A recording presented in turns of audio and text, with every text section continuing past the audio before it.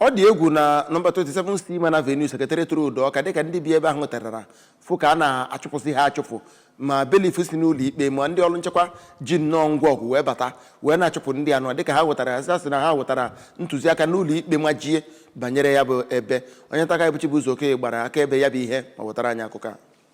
Nwere katakata na nọmba 27 Seaman Avenue nke na Secretariat Road n'Ọka ebe ndị bigasị n'ụlọ tetere ụla ma hụ na ndị nche nakwazi ndị odibo n'ụlọ ikpe bụ ndị bịara ịchụpụ ha n'ụlọ na-ekwu na asịrị na ụlọ ikpe majie nke dị n'Ọka nyere ha akwụkwọ. Ụfọdụ ndị bi ebe ahụ bụ ndị gwara ndị nta akụkọ okwu kwalarịrị n'obi mwute ma kwuo na enweghịkwa onye gwara ha maọbụ nye ha akwụkwọ ọbụla bụ nke siri na ụlọ ikpe ahụ kwupụtazikwe na ha bụ ndị bi ebe ahụ kemgbe ma na-akwụ ụgwọ ụlọ ha ka o si wee ruo. Ha nọkwaziri oge ahụ wee kwuo kedu ka ụlọ ikpe majie dị otu a na-anụ afa ya ga-esi nye uduka iwu dị otu a ma na-agwaghị onye ọbụla bụ ndị bi ebe ahụ ma ọ bụ nye ha ntakịrị oge ka ha kwapụta ngwongwo ha. Otu onye bụ onye ụlọ ahịa nwunye ya so na ihe